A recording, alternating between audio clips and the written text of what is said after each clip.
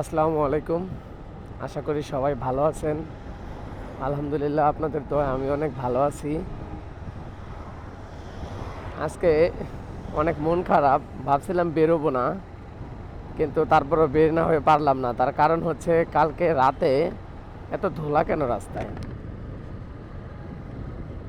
কালকে রাতে একটু বাইরে গেছিলাম, সো বৃষ্টিতে ভিজে বাইক রাইড করা লাগছে। তারপর বাইকের অবস্থা প্রচুর খারাপ, চেনটাও শব্দ করতেছে, বাইকে প্রচুর ময়লা ময়লা। সো বাধ্য হয়ে ভাবলাম আজকে বাইকটা একটু ওয়াশ করা দরকার, তাই বাইকটা ওয়াশ করতে বেরোলাম। সো এখন বাইকটাকে একটু ওয়াশ করব। আমার বাইকের অবস্থা খুবই খারাপ, একদম মানে এক কথা একদম খুবই খারাপ। কালকে বৃষ্টিতে ভিজে বাইকের পুরো রঙই পাল্টে গেছে, মানে এমন পরিমাণ কাদা হয়েছে। সো বাইকটা ওয়াশ করতেছি। সো দেখা যাক বাইকটা ওয়াশ করার পর বাইকের অবস্থা কীরকম হয়। এখন আপাতত বাইকের অবস্থা এরকম, একটু তো কাদাগুলো পড়ে যাওয়ার পর এখন কিছুটা এরকম হয়েছে। এখন বাকিটা দেখা যাক। আমার লাল পরিটা ভালোই, বেশ ভালোই লাগে আমারতে। তারপরও একটু গোসল দিতেছি, অনেক ময়লা হয়েছিল আর অনেক দিন থেকে গোসল করে না, তাই একটু গোসল টোসল করানো লাগে মাঝে মধ্যে, তাই একটু পরিটাকে গোসল করাই দিতেছি। তো দেখা যাক গোসলের পর পরিটাকে কেমন লাগে। দোয়া গাড়ি চালানোর মধ্যে একটা মজা আছে। ফাইনালি গাড়িটা আজকে পরিষ্কার হয়েছে, এই হচ্ছে গাড়ির অবস্থা। সো ও মাই গড, এখন একটু চালানো যাক। ও মাই গড, হ্যাঁ, চকচকে চকচকে গাড়ি চালানোর মধ্যে একটা মজা আছে। একটু উল্টা দিয়ে যাব। সো এখন গাড়িও ফ্রেশ, মনও ফ্রেশ। সো সব মিলে অনেক সুন্দর। মনটা অনেক খারাপ ছিল, কালকে বৃষ্টিতে ভিজে গাড়িতে অনেক ময়লা ভরছিল। সো আজকে গাড়িটা পরিষ্কার করার পর এখন একদম ফ্রেশ লাগতেছে, আমারও ভালো লাগতেছে। গাড়ি চালায়ও একটা শান্তি পাইতেছি, কারণ কেতা থাকলে গাড়িতে গাড়ি একটা শব্দ করে। সো এটা গাড়ির জন্য অনেক ক্ষতি। সো এখন গাড়িও পরিষ্কার, মনও পরিষ্কার। এখন শুধু একটু ঘুরবো।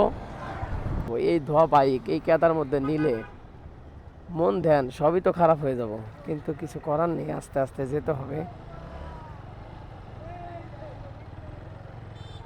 মাত্র বাইকটা ধুয়ে যদি এরকম জলে নামাইতে হয় তাহলে কার ভালো লাগে বলুন, কিন্তু কিছু করার নেই।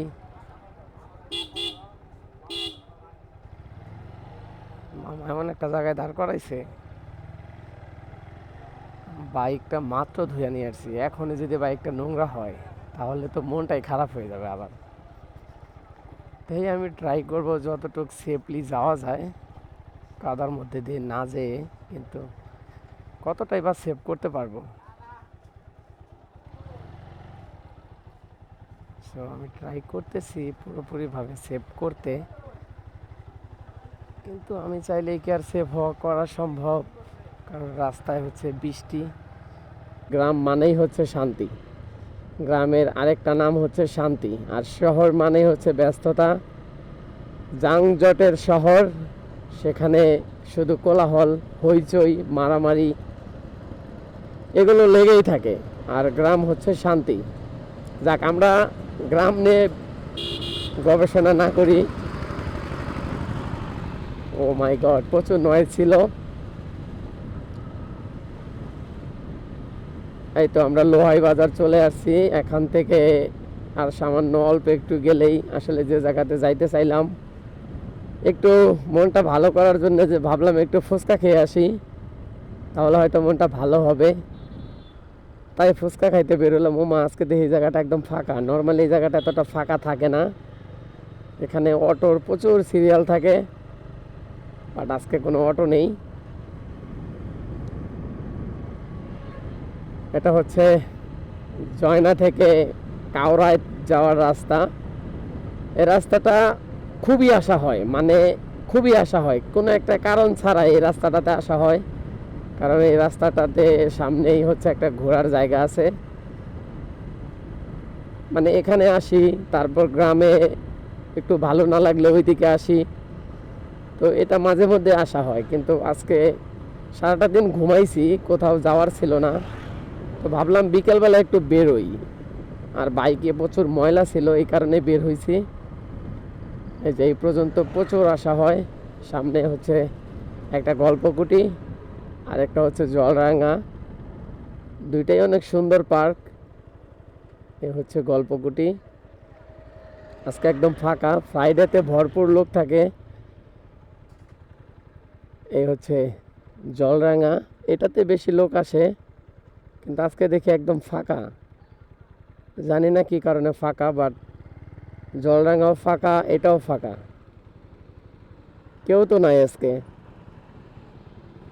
ও মাই গড, তার থেকে ভালো পার্কে না যায়, এখানে গিয়ে দাদু মাছ মারতেছে, দাদুর মাছ মারা দেখি বড়শিতে। এটা একবারে খারাপ হয় না?